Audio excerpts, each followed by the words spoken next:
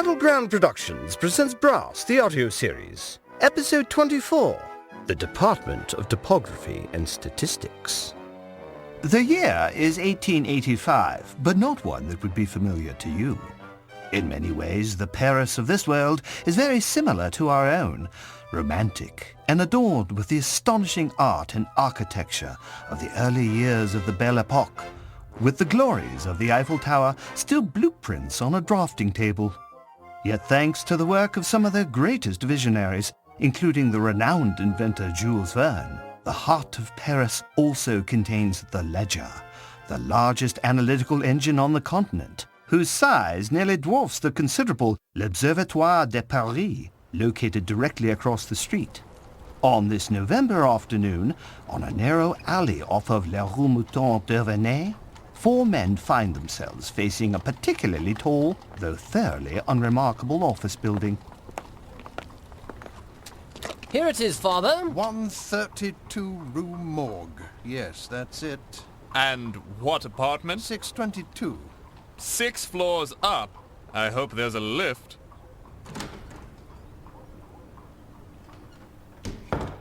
Alas, no.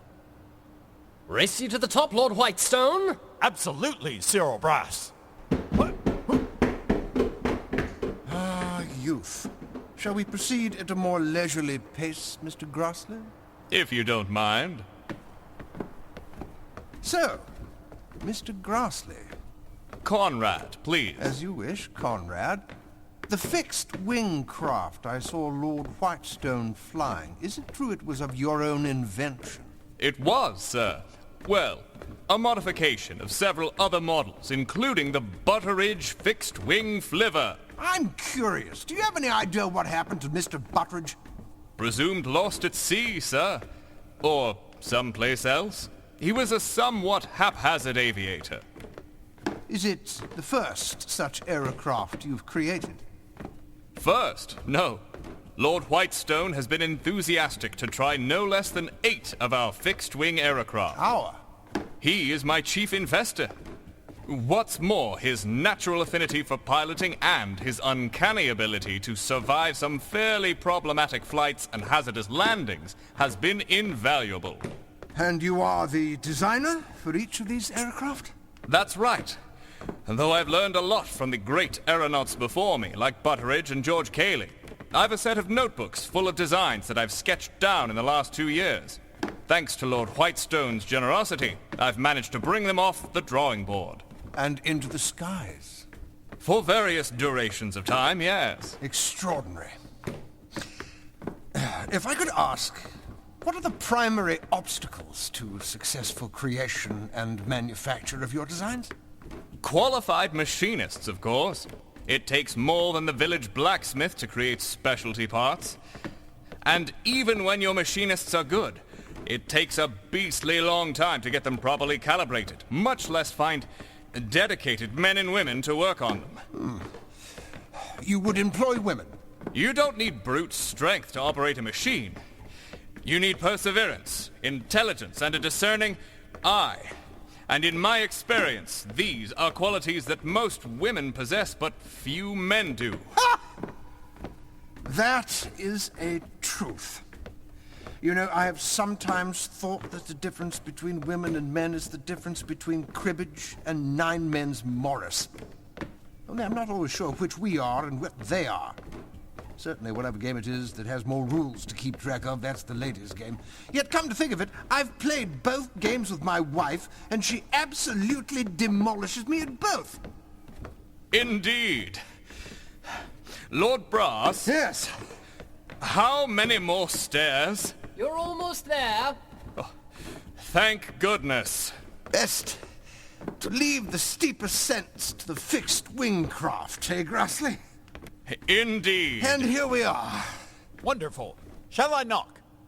No, just head straight in. Bonjour. Bonjour. What is this place?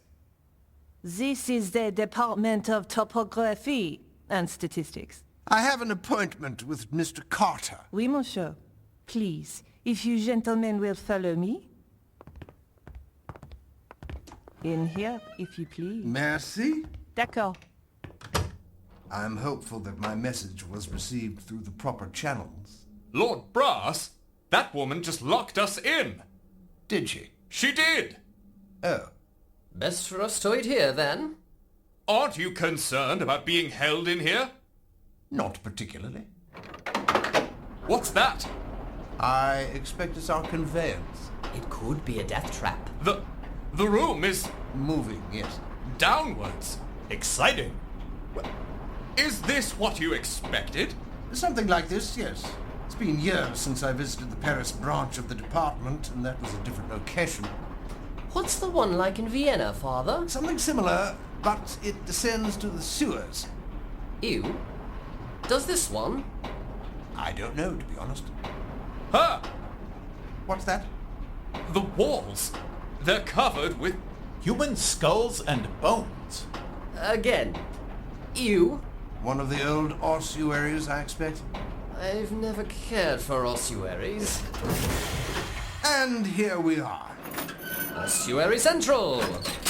Benjamin! Cyril! Our bed. I was so very glad to receive your message. Reports had reached us that this time you and your family had truly perished. And who are these fine gentlemen? Abed el Katar, meet Mr. Conrad Grassley and Lord Whitestone. I am also known as Tuknor, King of the Ape People. I am delighted to meet you both. Cyril, when I saw you last, you were scarcely out of your sailor suit. It has been some time, Mr. Katar. Abed, please. Excuse me, might I ask, what is this ghoulish place? Ah, my apologies. You see, when we were seeking an office, discretion was of utmost importance. Thanks to some Parisian contacts, I learned that this place was available and unlikely to be disturbed by prying eyes. This place is your office? As I told you, Mr. Grassley, this is the Department of Topography and Statistics. Benjamin, you are being cryptic. Appropriate enough for a crypt, yes. This place really is quite ghastly. It's quite simple, Mr. Grassley. In the early years of my career in British intelligence, our operation was known as the Department of Topography and Statistics, which, if you think about it, summed up rather neatly our main areas of concern, maps and information. After my first decade in the service, there was a shake-up, and the department was transformed into the present Ministry of Intelligence. Yes, only some of us decided that it might be advantageous to continue our contacts outside of the old structure, as well as maintain a few offices here and there where they might be useful. You mean you're a spy? Oh, absolutely! I had always thought of spies as grubby little men who sell secrets. Some of them are. Oh, do not disparage the fine and ancient art of espionage, Mr. Grassley. There is nothing dishonorable in spying. Nothing dishonorable? A good spy can save the lives of 1,000 soldiers or halt nations on the verge of war. I'm a man of peace who, regretfully, has often been in battle. And let me tell you, spying is better, for information is more powerful than bullets. And as proverb says, by way of deception thou shalt conduct war. So, this is a sort of spy ring? More of a spy network within a spy network. I prefer to think of it as a continuation of cherished friendships. And which government are you all working for? Currently none. We view this work as extracurricular. None of my associates with ties to British intelligence have any idea I'm alive. You may have heard some of the news from home. Some, yes. Well, whatever you heard, I'm afraid my sources say it's worse. This Trent fellow leads a party that, if they take power, and I fear they will, shall bring a dark curtain down upon our nation and our empire. And I've come to believe that it's linked to the man who tried to kill us by dropping the bomb in Mayfair. If that's true, what can be done? That's what we're here to determine, Mr. Grassley. And fortunately for us, you are, very much as I suspected, going to be integral to our plans. I? If you can believe in our cause, that is. Now, Benjamin, you have told me that you have need of particular contacts. Abed, as I've said, I need a brilliant technologist, a discreet factory owner, and a contact to foreign revolutionaries. What would you say when I tell you that I know all three? Let me meet them. I should have been more clear. I know one man who is all three. His name is Dr. Henry Jones, and he's the only man I know who might give you a run for your money, Benjamin, when it comes to ingenuity. Can you arrange an introduction? It would be a distinct pleasure. Now, come. We've much to talk about, and I've prepared some coffee with dates and dried fruit. As I remember, Cyril, you've quite an appetite. Thank you, Abed, but the surroundings have curbed my hunger. I see.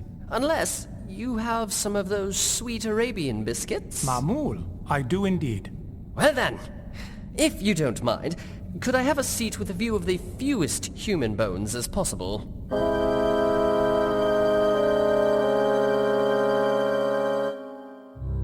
From the depths of the Paris catacombs, let us now shift our gaze to England, or more precisely, a little more than a mile from its shores, the deck of the SS Brunel, but recently departed from Dover. On the ship's rail, staring out through the grey mist, at the rapidly disappearing white cliffs, is a middle-aged man in an inconspicuous brown suit. As he gazes out in contemplation, a young woman, her dress drab but tidy, approaches him. Excuse me? Yes, You're English, are you not? I am. I thought you must be. You look, well, very English. In a distinguished way. Thank you, I suppose. I'm Maud O'Sullivan. I'm, well, Irish, as you might have guessed. I might have. I'm Mr. Appleton. Pleased to meet you. Sorry for being so forward, but I thought, well, you look trustworthy. I don't know about that. Oh no, I could tell right away. I'm a very good judge of character. Well, Mr. Appleton, am I correct in thinking that you were recently in London? Why'd you ask? I was on the train from London. I saw you from the station. Well, I wasn't really in London, just passing through. I'm from York, you see. Oh my! Is York Minster as grand as they say? Shows what a well-organised bunch of Yorkshiremen can do when they put their minds to it. I would so have liked to have seen that. There's always time. Oh, there he is. Only I don't know when next I'll be back in England. Oh? Emigrating, are you? I suppose I am. We'll see what life in France might be like. Oh? Paris is quite lovely. Quite a fast city, Paris. I don't think my mother would approve. But there are other places in France, aren't there? Anyhow, somewhere that isn't England. Why is that? As you've noticed, Mr. Appleton, I'm not English. And in the last few months, I found that my attempts to work and live in England were increasingly difficult due to my being Irish. Is it such a barrier? Well, considering that the rich now have automatons for practically all their domestic chores, it's hard enough finding work. And with Lord Trent and the Conservatives, it's all becoming much worse. England for the English! That's what the bully boys all cry when they come to the East End. And it's all of us that they want out. Things are changing right enough. Wouldn't think that all it would take would be crossing the Straits of Moyle to make you some sort of undesirable pest. But there you are. Well, I'm sorry to hear of your troubles, Miss O'Sullivan. Please, it's Maud. Now, why are you on your way to the continent? Is it business? Less business and more dissatisfaction with my current employer. Oh, really? Is it the wages or the conditions? Neither, I suppose. I believe we've just come to a philosophical parting of the ways. Philosophically? It seems to me that he's decided to move into a different way of doing things. A different business plan, if you will. Now me, I'm something of a traditionalist. I learned my trade a certain way, and I'm happy to keep doing it as I learned it. And that's not good enough for him? No, it isn't. He's always giving me new and different tasks, but never an explanation as to why. He's got grand ideas and plans, but he's not one for sharing them. And me, I like to know where I am and what I'm doing. So I've decided it's best to strike off on my own. I can see you're a man of determination and will. That I am, Maud. That I am. Do you have hopes for employment on the continent? I do indeed. There's them that will pay well for a man of my experience. I'm sure that's true. I've learned a great deal from my last employer, and that makes me a person of some value to my next, I should think. I should say. Or I may set myself up on my own. It's been a bit since I've had my own establishment, but I'm still healthy and strong, and the best thing about working for yourself is that you might actually like the boss. Oh, dear Mr. Appleton, you're quite a wit. Oh, you may call me James, if you like. Then I shall, James. You know, Maud, there might be a place for a pretty Irish lass in my new establishment. Oh my, do you think so? Why don't you come a mite closer so we can discuss it? Oh, I'm glad to. Yet I feel it's best that I tell you something first. What is that, my pet? Your old employer? The one you had a falling out with? Yes? He sends his regards, Mr. Crawford.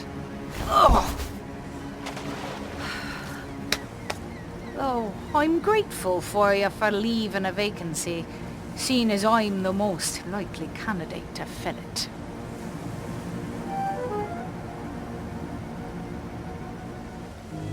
As the fatal agent of the crime minister peers over the rail, she sees the form of her predecessor briefly in the wake of the ship before vanishing in the mist.